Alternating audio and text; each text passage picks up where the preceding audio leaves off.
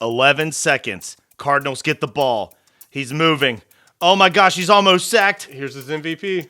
Oh, it's up. Oh! Whoa! I can't believe he caught that. What the fuck? That's crazy, right? Yeah. I am feeling so much better about my Kyler Murray MVP pick now.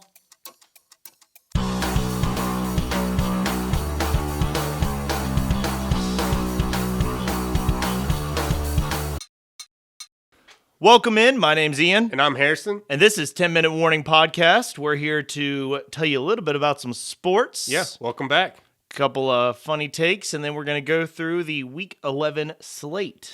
Yeah. Let's start with news, though. Okay. Ready? Yeah, bring it on.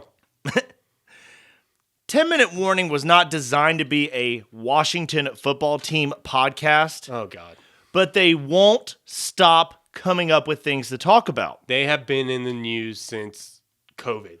Say what you want about the name, which I think is terrible, but it keeps them relevant and they keep getting mentioned. Because for a team with that few wins, and they don't even have, who's their quarterback of the future? 36-year-old Alex Smith? I have a feeling he hasn't been drafted yet. Yeah.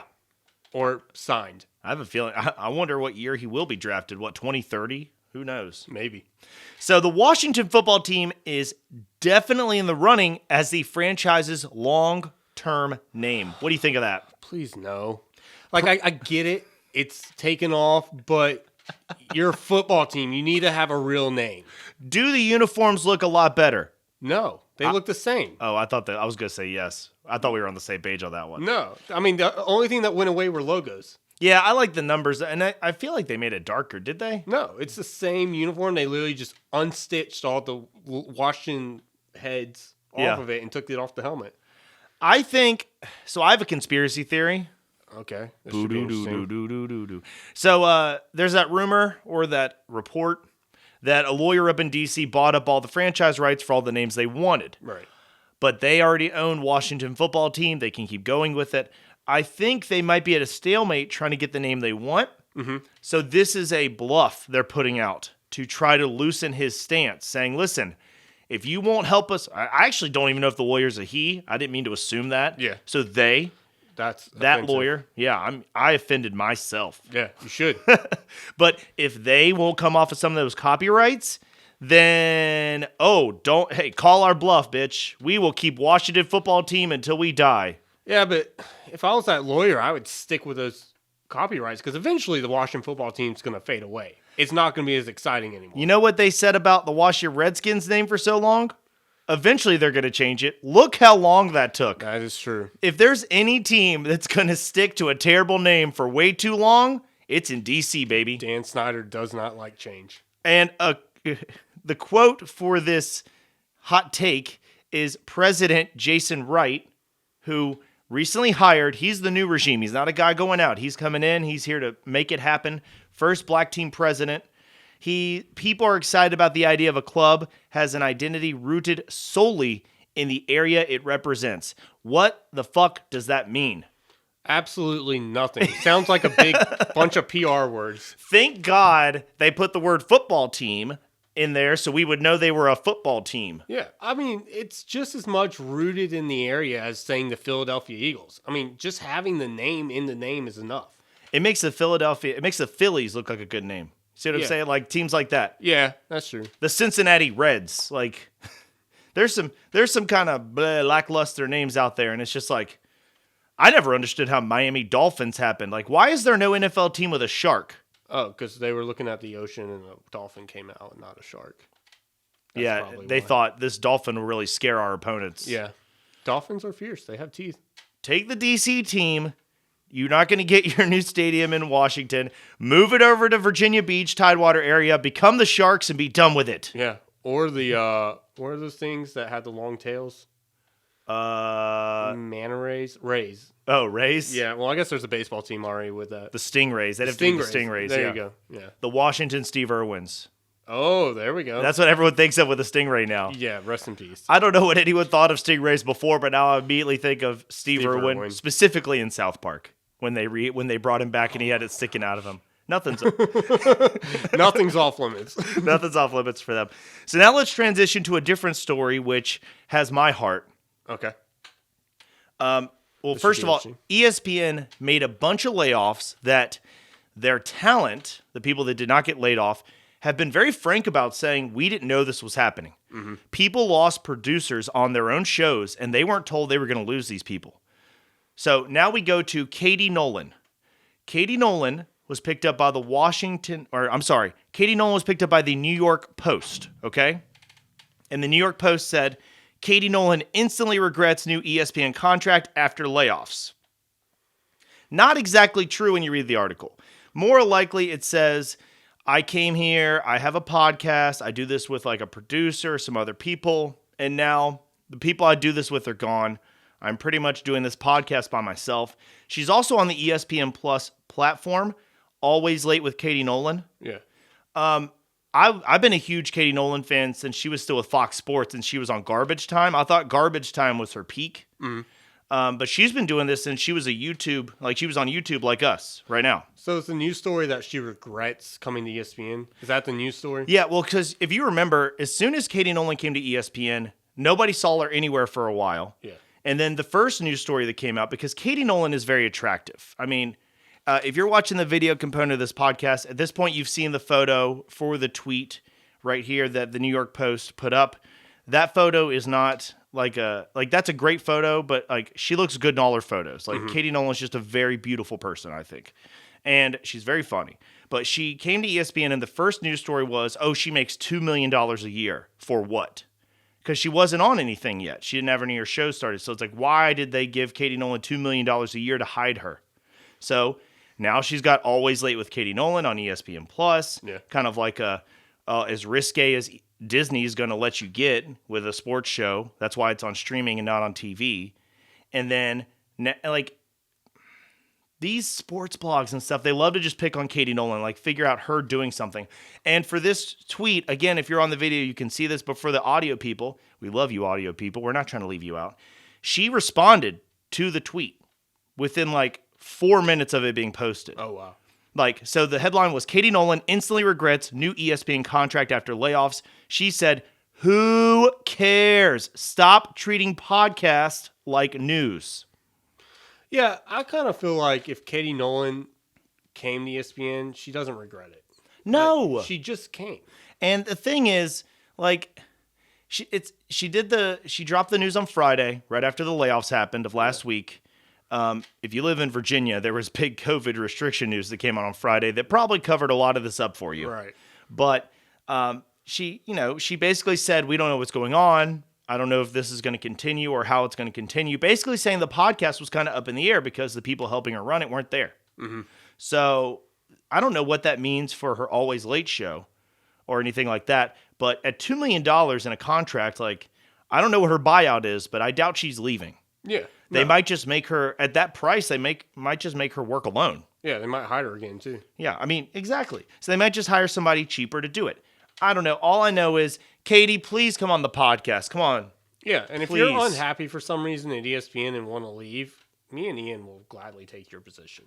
Yeah. No, we'll invite you on our podcast.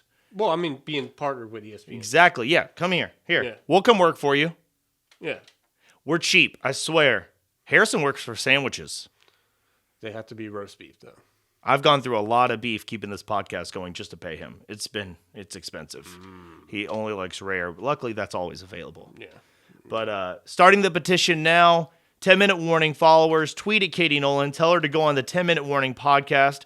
Katie, if you have anything to say about ESPN, your former colleagues, anybody, we welcome you. Open audience. You can say whatever the hell you want. We have no filters. No, every episode is marked explicit, even if we forget to say a bad word. I literally have to check a box that says this is not for children. Yeah.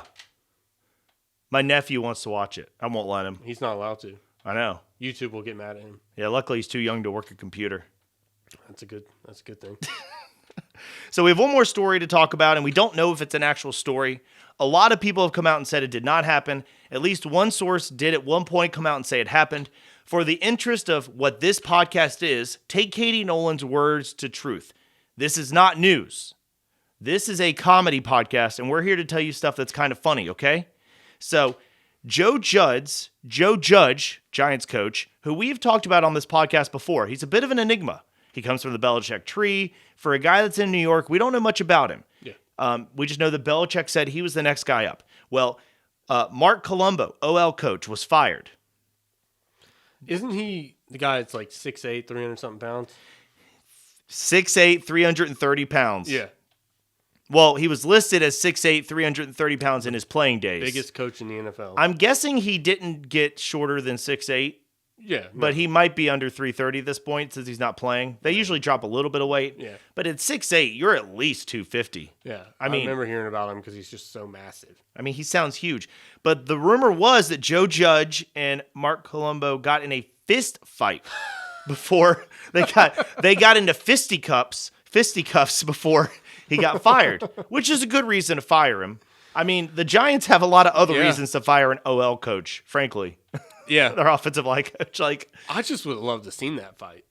how big is Joe Judge? He can't be that big. He's definitely not 6'8". He's not 6'8". He's not close to 300. I'm going to say he lost that fight if it happened. I typed in height and literally nothing came up. So the enigma of Joe Judge continues. They haven't even gotten his height yet. Okay. But to be fair, they only had Colombo's height because of his playing days. That's why it's like, I guess they don't take the height and weight of judges. The height and weight judges. Yeah, there's not a combine for coaches. Yeah, there's not a combine for coaches. Thank you for saving me from that. Yeah. Saving me from my own words. So that's all the news we have. Okay. Very interesting. It's But, like, that fight, like, I feel like we would have heard more if it actually happened. Oh, someone would have video. Yeah. Somebody would take a video. There's I would no have way. pulled my phone out instantly. If I'm, especially like Golden Tate, Yeah. who was already disgruntled. Yeah, players may not have their phones with them when they're out practicing. That's true. Either way, he's not there, and the mystery of Joe Judge continues. Do you think the Giants are heading in the right direction? Part of me says, like, a little bit, Yeah. but overall, no. I mean, the fact that Daniel Jones just took a couple steps backwards isn't great. Now, I will say there's a pretty good record of quarterbacks who will flash their rookie year, kind of flop on their sophomore year, and then they'll figure it out. So I think he's got one more year unless they pick like second and he doesn't get a chance. And he's got a new offensive coordinator, new head coach. I mean, And probably a shorter offensive line coach yeah. who has a Much little bit shorter. less weight and can't fight as good. Unless he's a former player, then Well, I'm just saying that Joe Judge should hire somebody he can take in a fight. that's probably what he'll do. It's probably his requirements now. Just in, Danny DeVito hired as offensive line coach for the New York Giants. Danny DeVito said, quote, "I'm too old for this shit." The Always Sunny in Philadelphia music now just plays. Da, da, da. We don't have the rights. Yeah. We don't have the rights. So, now that we're done with news, it's time for Trivia. The Hail Murray, as seen and heard earlier in this video Yes. and podcast, is the first go-ahead Hail Mary in the fourth quarter since 2015 when this player threw one.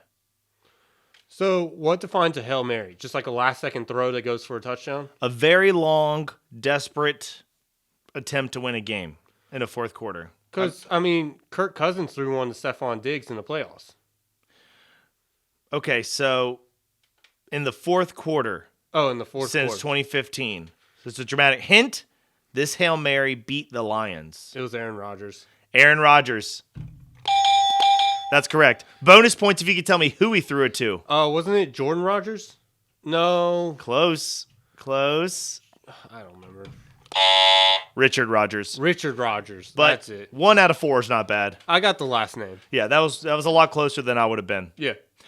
So, I knew it was Rodgers. hey, that's you're 1-0. Yeah. All right, let's do pluses and minuses. Ready? Okay, let's go for it. Pluses and minuses. You first. No, you have to go first, remember? Now I have to go last. I know, so you have to go first. You have 3, I have 2. Oh, really? Yeah. Who the hell's doing all the work on this podcast? Bengals. Plus.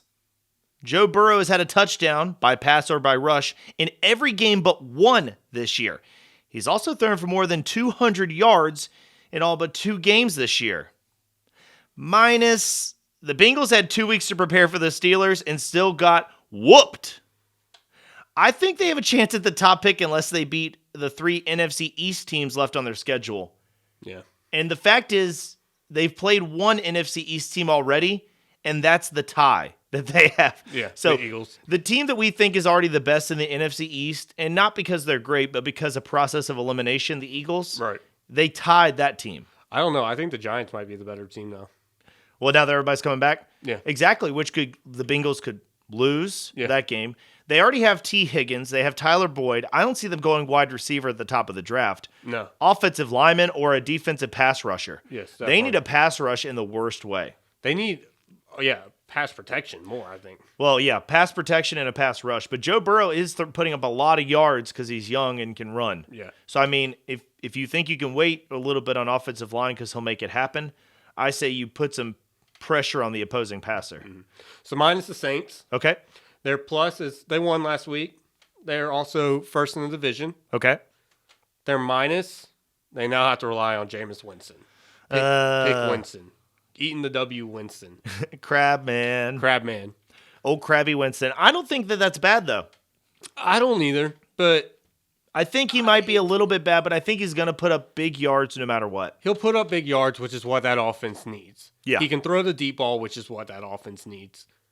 And It's just, can he not throw an interception? true.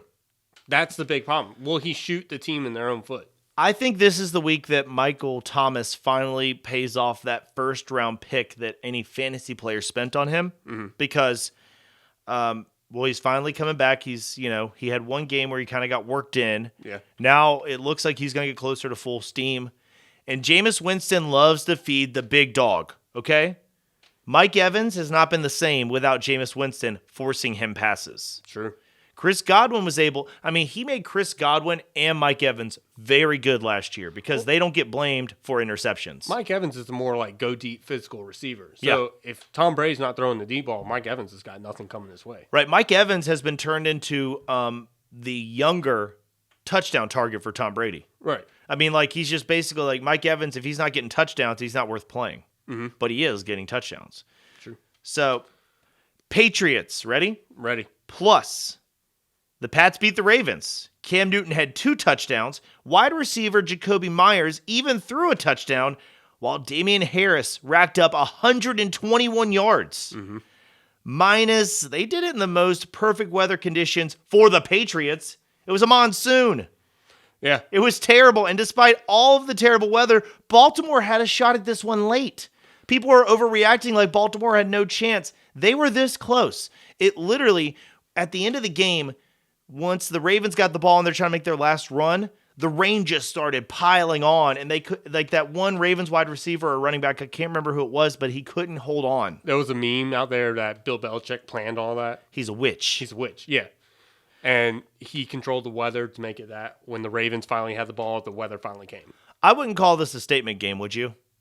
I think people are buying up on the hype of the Patriots a little bit too much right now. Yeah, I think the Patriots are kind of out of it a little bit with the losses that they've had. Yeah. And the Ravens haven't looked that great this year. No, Lamar Jackson is definitely not. So everyone is kind of hating on Lamar Jackson. Oh, he's not as good. Oh, yeah. It's like, as soon as Lamar Jackson does something wrong, everyone's like, we were right. He's not a passer. Yeah. Every time Josh Allen does something wrong, he's coming along. He's getting there. It's just the running quarterbacks get treated like dirt. Yeah. Unless they're just blowing it up. Michael Vick was doing things no one had seen before. And He was people are like, transformative. yeah. And then people are like, well, he's not a good enough thrower. Yeah. Donovan McNabb's going to keep that job. How did that go? He got kicked out. Lamar Jackson could win 17 games, and if he looked bad in one, they'd be like, see, he's not a long-term answer. It's because he doesn't fit the prototype. Mm-hmm. And so they don't like that in the NFL. No. The NFL is very cut and dry. And it's like, if you don't fit what this position is built around or what's been defined over the years, you're out of it. There's a few different types of people in the NFL. There's those people that want to win. They're pretty rare. Mm-hmm. And then there's people that want to win because they were right. Exactly. There's too much ego in a lot of these places. So they want to say, listen, every team passed on Lamar Jackson. every team has a reason to look at him and go, see, this is why we didn't draft him when we didn't have a quarterback. You know what I'm saying? I mean, outside of like Aaron Rodgers and like the Packers and like teams like that, the Patriots even back then, those are the teams that had a really good reason not to draft Lamar. Other than that, people whiffed. I'll even say it, my Broncos whiffed. I don't even remember who we had back then because this fucking carousel of quarterbacks that goes through the Rocky Mountains. Yeah. It's not been pretty. Not pretty. And you know what would have been better? Lamar Jackson. Yeah. That triangle blocking scheme they had with their last offensive coordinator with Lamar Jackson, Philip Lindsay. Would have been great. Yeah, would have been dynamic. We might have beat the Chiefs within the past, 10 fucking times we played them. Yeah. All right, so I had the Giants. Go ahead. So, Daniel Jones. Mm-hmm. Shit, I forgot it. That's why I'm reading mine. Oh, you It doesn't. are? Yeah, that's why I'm holding it right here. I'm reading them. Yeah, because as far as the audio goes, no one knows I'm reading. And on the video, what are they gonna do? Hold it against me? Okay. All right. Start from so I have the Giants. So I have the Giants. Okay. Daniel Jones, you gave this trivia last week, has not really beaten a team outside of Washington. Okay. There's maybe 1-2 teams. Yeah, I think he had one. Finally did.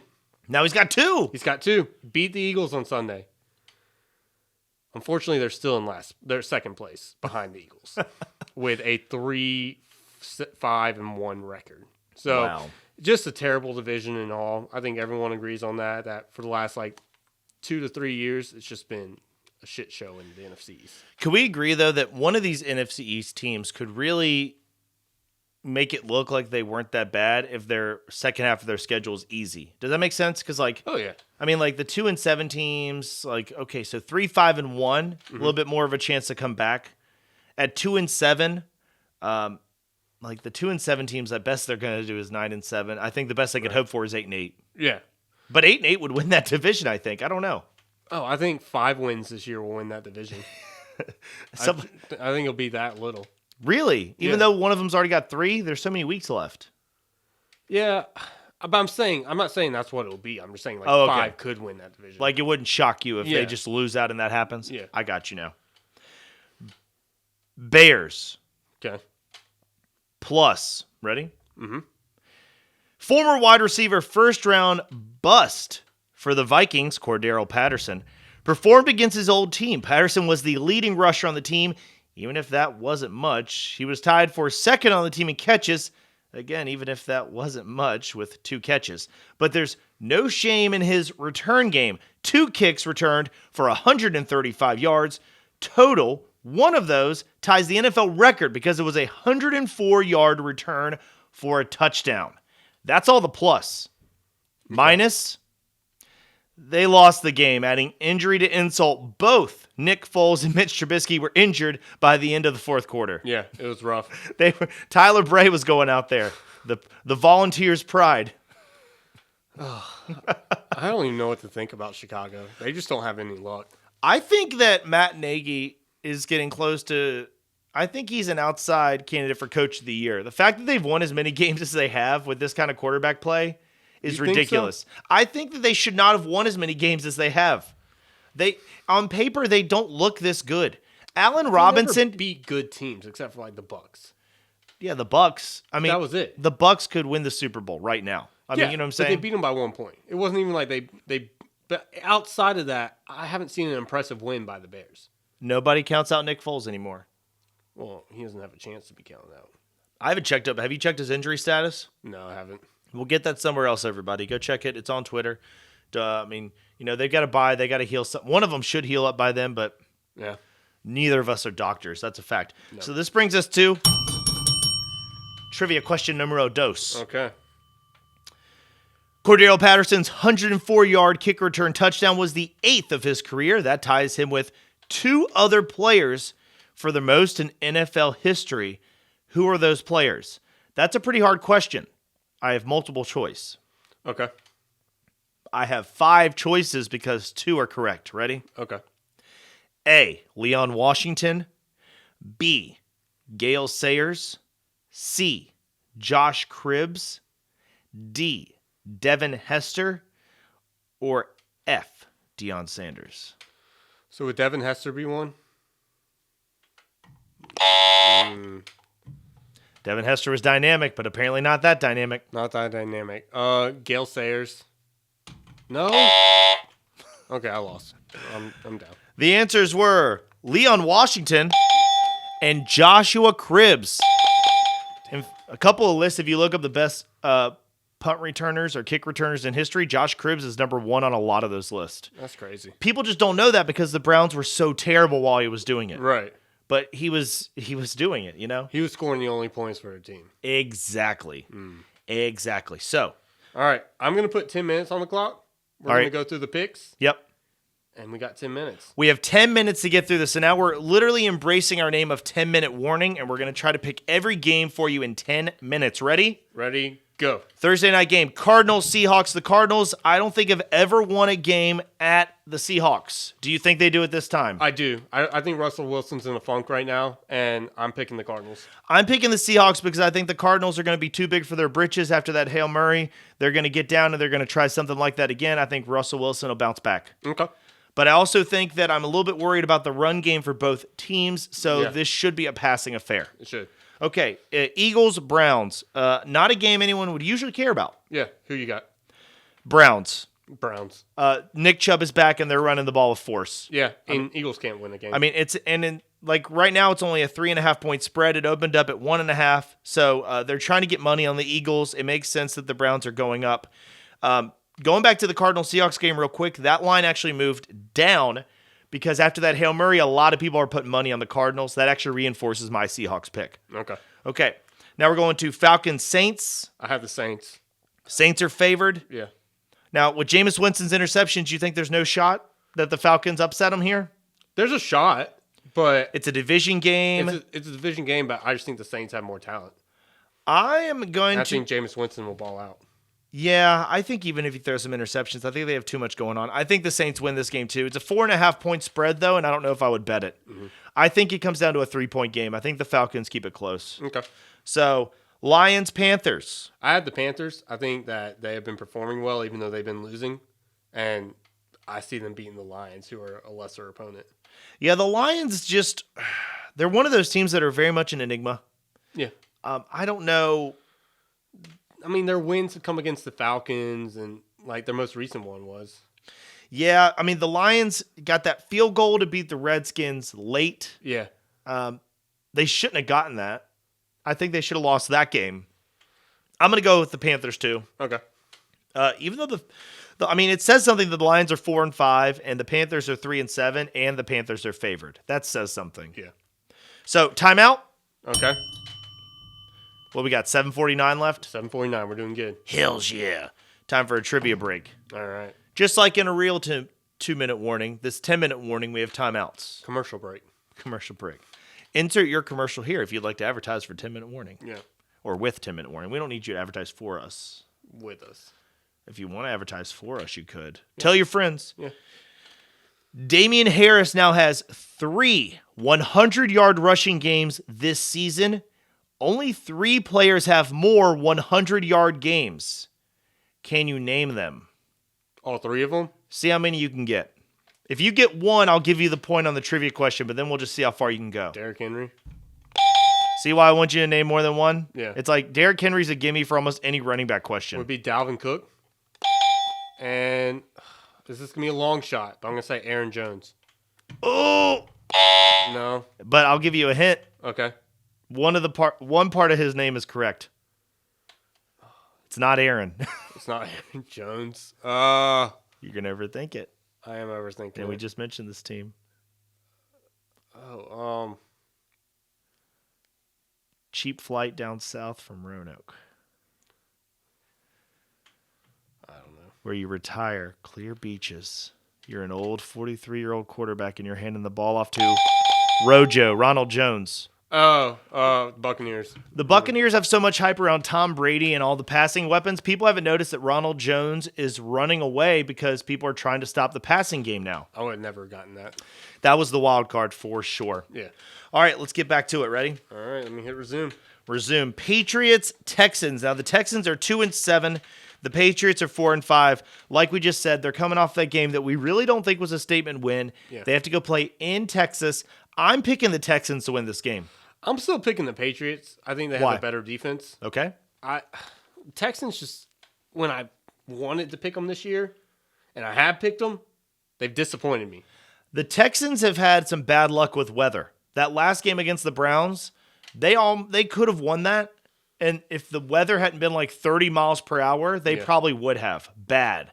I mean, Deshaun Watson was heavily favored, like the third fantasy quarterback ranked, until they realized that the weather was garbage. Right. And I smartly benched him. I put in Justin Herbert. I mean, he had like less than 5 points, right? Yeah, like 6 or something. It was terrible. Okay. I'm taking the Texans. I think that the bad luck goes away when they're at home. I think the Patriots, I just think Cam Newton is too exploitable. Yeah, he definitely is. So I think that the Texans win this one. And I would bet it because the Patriots are favored. 2 points, yeah. Yeah. Like, wait, what do you have, 2? Yeah, mine's 2. Okay, so I had 2.5, so it's moved down. Yeah. That means other people are betting on the Texans with me. So let's go with the Steelers Jags. 9.5. So as far as fantasy matchups go, yeah, like start your Steelers. Yeah. The Jaguars are low-key losing out for Trevor. Everyone forgot about him, but the Jets just need to win one game, and then all of a sudden they're in it. Not looking good so far. It's not looking good. And with Gardner Minshew hurt, it's even better. Yeah. But they're getting nothing done with him. I have the Steelers winning the game, but as of late, I don't have them covering the 10 points. Unless there's hurricane weather in Jacksonville, I'll take the Steelers to cover Okay. because Deontay Johnson's healthy. That's all I need. Okay. That's all I need. That's a Juju good in the point. slot. Yeah, I'll take him to cover, Deontay too. Johnson. Yeah. Deontay Johnson is a beast. I thought they would play a close game against the Bengals, and that didn't happen. No. If the Bengals had 2 weeks. I know. 2 weeks. That's no pass rush. No. And speaking of the Bengals, Speaking of the Bengals, they're taking on what'll probably be known forever as the football team. yep. I have the Bengals. I think even though they lost to the Steelers, I like Joe Burrow. I just don't have confidence in the football team, but Alex Smith and J.D. McKissick, they got something going on. Like McKissick is a top 7 running back stats wise over the past 2 weeks because Alex Smith is dumping it off to him because they don't have a lot of options. But the Bengals have one good corner who's been good this year. The football team, I almost said it, I almost slipped. The football team has one really good wide receiver. So I think if the football team wins, they have to do it with the running backs. And I think the Bengals are just too high-powered, and the football team won't be able to stop them. Yeah. I mean, T. Higgins, Tyler Boyd, hell, the ghost of A.J. Green. So we're both on the Bengals. Yeah. Titans-Ravens. Titans-Ravens, how are we doing on time? 4.5 minutes. Titans-Ravens, this looks like a great match on paper, but somehow the Ravens are favored by 6.5 on what I got. What do you have? What's the line on you? I have 6. 6, so it's gone down a little bit. My lines are a little bit older. We're out of sync here. But I'm taking the Titans. Okay. The only reason I'm taking the Ravens is because this is a revenge game from the playoffs. The Ravens want to say, like, you know what, that was an anomaly. We're going to beat the heck out of y'all. I think the teams that right now have been able to beat the Ravens seem to beat them every time. I don't think he's beat the Patriots. I don't think Lamar Jackson's beat the Patriots yet. So I think the teams that defensively can beat them, and I think Mike Vrabel is going to do it again. Okay. So, and I would take those points all day because if the Titans win or lose, it's by 3 points. Dolphins Broncos. I don't have enough time to talk about how upset I am about this, but Drew Lock, as of Thursday, was a limited participant in practice. He looked terrible last week, and of course, as per usual, when a quarterback looks bad, then it comes out he was playing hurt because they're trying to protect his ego or because he really was hurt. I really do think he was playing hurt because he was making his first read so he wouldn't get hit. Yeah. But Tua's coming in. Tua hasn't lost a game. It's in Denver. Maybe I'm being a homer here. I'm picking the Broncos. I think the Dolphins get too big for their britches, and I like Vic Fangio as a defensive guru against a quarterback who's on his 4th start. If any way I would describe Tua, it would not be that he gets too big for his britches. Because he's little. Yeah. Well, not that, but yes. But he's just always, throughout college, he had that poise, no matter what the game was. I mean, I know he lost the national championship, but... So are you taking the Dolphins? I'm taking the Dolphins. That's probably the smart move. I'm not betting as much on the Broncos offense as I am the defense coming together. If Shelby Harris can somehow come back for this game, I haven't checked if he's there. That's a big difference maker. But I mean, the Broncos are literally firing corners. So All right, Chargers, Jets. don't put money on it. Jets, Chargers at home.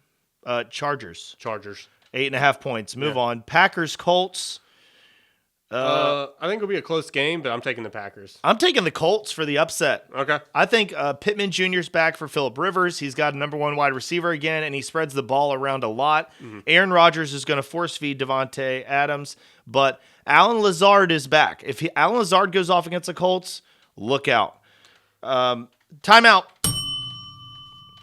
How much time we got left?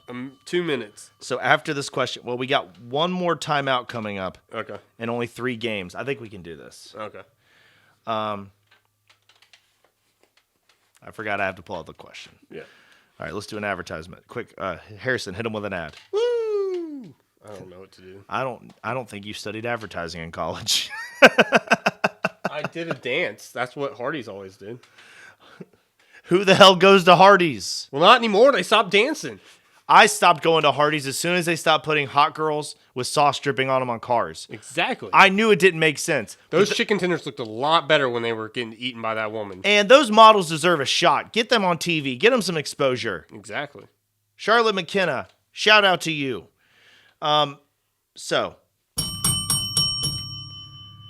Dalvin Cook is the first player since 1994 with a rushing touchdown in each of his first 7 games of a season. Now, he missed games this year, so that's important. 7 games of a season, not 7 games total. Which player did it back in 1994? I got multiple choice for you. Ready? Okay. I don't think it makes it easier. No.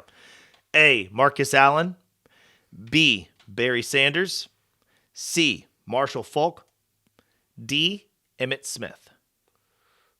I'm going to go with Marshall Faulk. I have no idea. I have no idea. Take another guess. Emmitt Smith? I get the point. This was when the Cowboys were unstoppable, Troy Aikman and Emmitt Smith, and Emmitt Smith was the rushing leader. Yeah. But I knew that if I threw in all those names, Marshall Faulk, I mean, like, he must have been really young that season when that happened. Yeah. I mean, all those guys were good. Before we get back to the warning, I just want to make one quick note that I wanted to throw in. Everyone's hyping up how Thursday night, Sunday night, and Monday Night Football, they're like, oh, we haven't seen a better slate of primetime games. So let's go ahead and throw the 10-minute warning podcast signature on overreaction. Okay.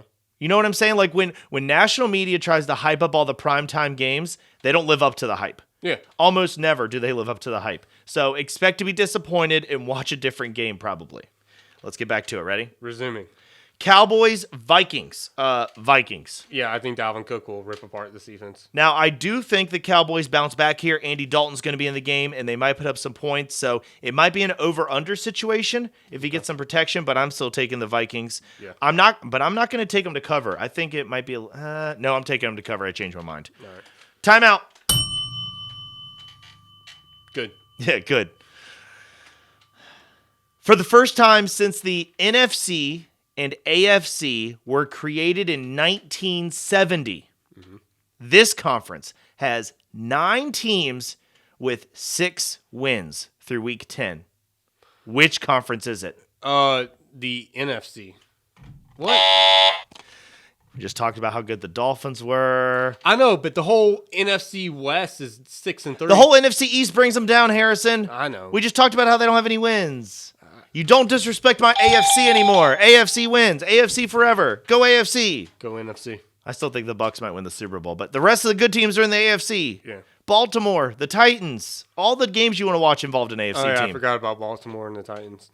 Yeah, you For some answered reason too I had quick. them in the NFC. You answered way too No, quick. I was set on my answer. You were determined because of the NFC West? Yeah. Oh, look who lives on the East Coast and picked the West. Yeah. All right, you ready? Hold on. I got to hydrate. It's an important part of the game. Ready? Ready, go.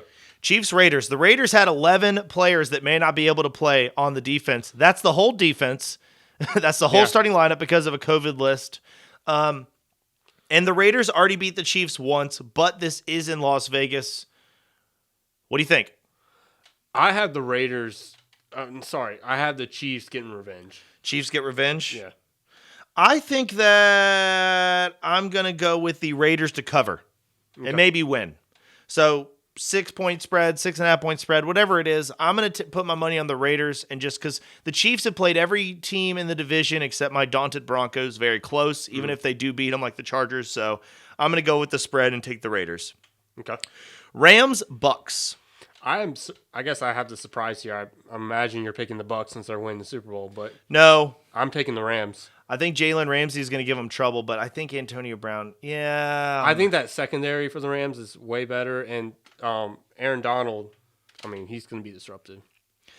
I think I'm going to take the Bucks because Antonio Brown is finally coming on. His snap count is going up week after week. I think Gronkowski gives them a little. I think they have too many weapons, and Jalen Ramsey can't cover everybody. Okay. And I just think we're going to go. I'm going to go Bucks. You go Rams, and we'll just split the difference there. Okay. 14 seconds left. We win. We win. All right. Well. Yep. So that's it. Yeah. Go ahead. Okay. I'm Harrison. I'm Ian. And we're out. Boom.